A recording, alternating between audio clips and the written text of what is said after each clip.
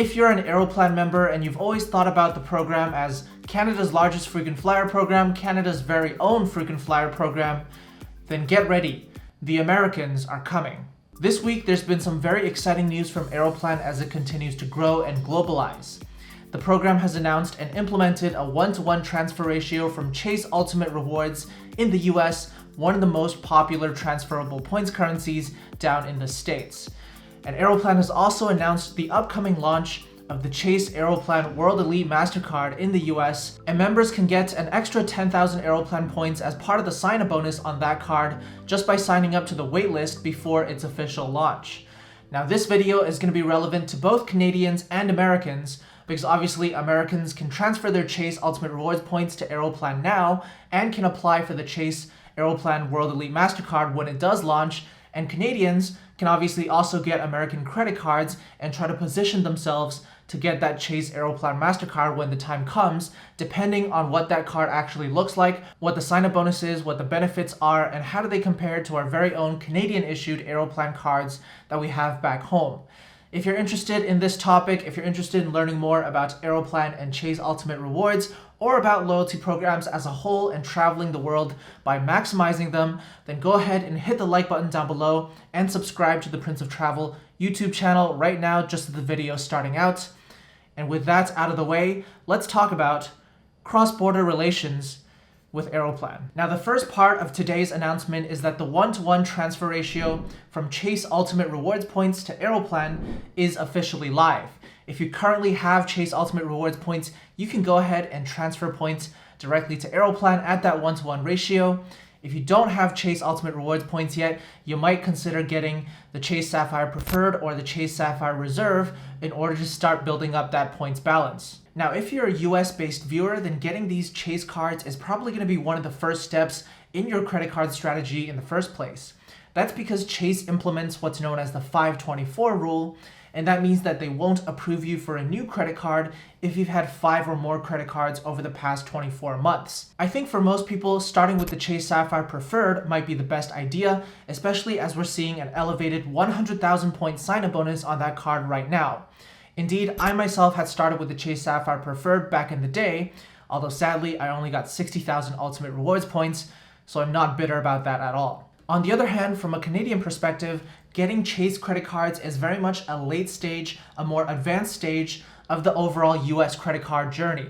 And I'd venture to say that most Canadians watching this video may not quite be in a position to apply for Chase credit cards just yet. Chase is generally a fairly strict issuer, and they usually won't approve you for your first Chase credit card unless they see that you've already had good payment history and a good credit history for about 1 year's time. And so that's why the prevailing strategy for Canadians looking to get into the US credit card game is to start with the cards issued by American Express US.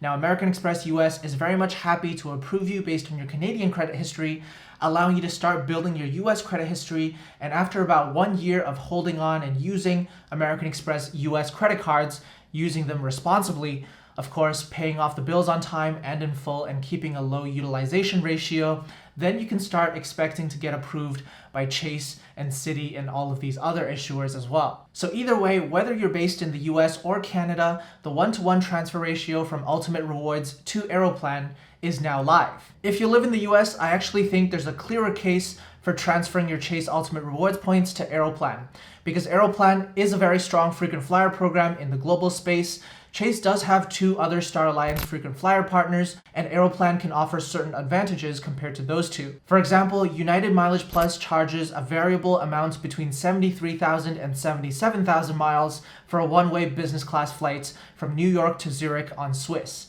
If you were to book that with Aeroplan, you would only pay 60,000 Aeroplan points as an alternative. Aeroplan also offers the ability to add a stopover on a one-way journey for only 5,000 extra points, and that level of flexibility is not necessarily offered by the other 2 programs. But on the other hand, if you live in Canada and you've gone through all the trouble to get Chase Ultimate Rewards points, remember it does take about 1 year of credit history to actually be approved for Chase I would say there's not really a competitive advantage to transferring those Ultimate Rewards points to Aeroplan, unless you're the type who just prefers to keep things simple and only collect one type of airline's points. The reason I say that is because there's already so many ways that we can collect Aeroplan points in huge quantities up here in Canada. Between 11 different co-branded credit cards by TD, CIBC, and American Express, potentially with more on the way, as well as the American Express membership rewards cards, which can transfer at a 1-to-1 ratio to Aeroplan, and of course a series of spend-based incentives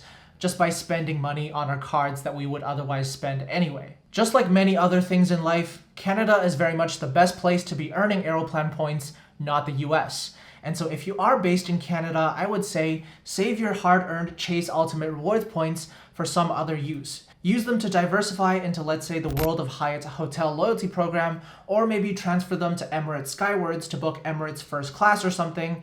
You don't have to pool them all together into Aeroplan just because you can. In fact, I'd recommend that you use them to diversify instead. Of course, ultimately, the Chase 1-to-1 transfer ratio to Aeroplan is nothing special, because both American Express and Capital One in the US already have the ability to transfer points to Aeroplan.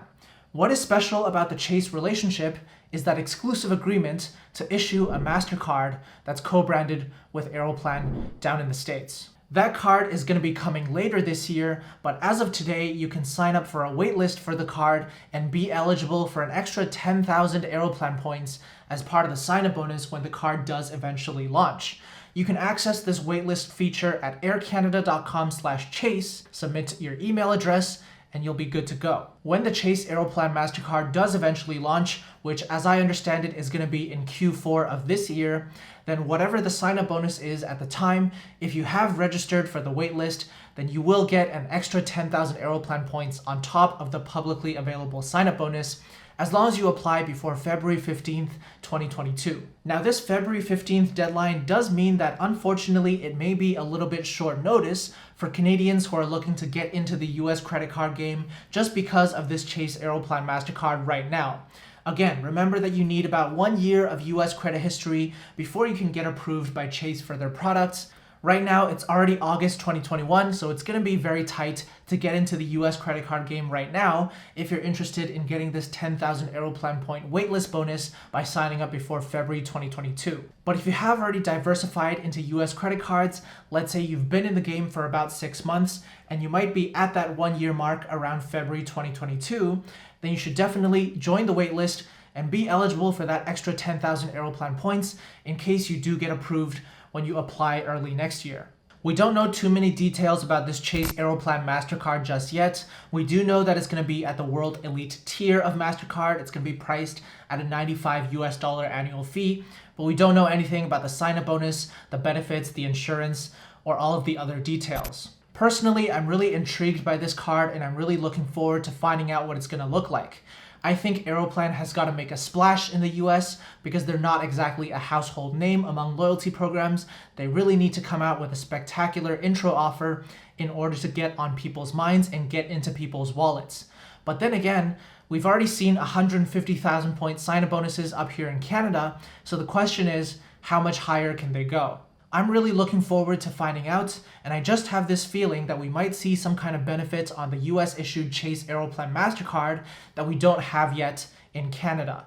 And that could be a motivation for even the most patriotic Canadians to diversify into US credit cards when the time comes as well. And on that note, let's bring it back to Canada as we wrap up the video, and we'll ask the question, the Americans are coming with their 1-to-1 transfer ratio from Chase and their co-branded credit card that's about to be launched soon. What does that mean for Aeroplan members based in Canada? Well, on paper, it might mean that there's more Aeroplan members as a result who are competing for the same number of award seats that are bookable through Aeroplan. If we think about the highly prized, highly aspirational partner award bookings, such as ANA First Class to Asia or Lufthansa First Class to Europe or Etihad First Class to the Middle East, or even business class seats at that fixed partner pricing, if you're a US-based member who's comparing between Aeroplan and United Mileage Plus, like we discussed earlier, and Aeroplan is cheaper, then you're going to go through Aeroplan, and you're going to be competing with those seats that are the same seats that Canadian-based Aeroplan members are trying to book. Similarly, if we think about Air Canada flights, which are priced based on a dynamic pricing model, well, if you're a US-based Aeroplan member and you got preferred pricing from your credit card, and you see that there's cheap pricing on Air Canada flights with a connection in Toronto on the way to Europe, well, you're probably going to transfer your points to Aeroplan and go ahead and book that. And that might result in that flight from Toronto actually getting more expensive for a Canadian-based member trying to book the same seat. So there is an argument to be made that the launch of Aeroplan in the US through the one-to-one transfer ratio and the impending launch of the Chase Aeroplan Mastercard could potentially be bad news for Aeroplan members based in Canada, because everybody's going to be competing for those same award seats, and when there's more competition for those seats, it naturally gets harder and harder to book the exact seats that you want on the exact dates that you want to travel. And the only counterpoint to this is, as always, flexibility is king. If you're flexible to travel across different dates, across different airline products, maybe even among different destinations that you want to travel to, and if you're flexible enough on the earning side to take action and diversify into US credit cards as a Canadian, then that'll help offset the increased competition that results from Aeroplan expanding to the US. At the end of the day, traveling the world on points is all about doing as many of these things as possible to stay ahead of the curve. If you're simply doing what everybody else is doing, you'll be able to score the occasional win, but if you're staying ahead of the curve, that's what's going to allow you to dominate. I hope you enjoyed the video. I hope you found this helpful to understand what Aeroplan's launch in the US might mean for you as a US-based or a Canadian-based Aeroplan member. If so, go ahead and hit the like button down below and subscribe to the Prince of Travel YouTube channel. Just click the subscribe button. Just click the subscribe button below the video and let me know in the comments below, are you filled with excitement or are you filled with pessimism with the launch of Aeroplan in the US? Maybe you're a US-based member who's finally excited to rack up Aeroplan points in meaningful quantities thanks to the Chase Ultimate Rewards program. Maybe you're a Canadian-based member who's excited to have this additional co-branded credit card opportunity that's launching soon in the US. Or maybe you're a Canadian member who doesn't plan to get the US credit card and as a result might be feeling a little bit of pressure with the added competition for award seats coming from south of the border. Let me know and I'll see you in the next video.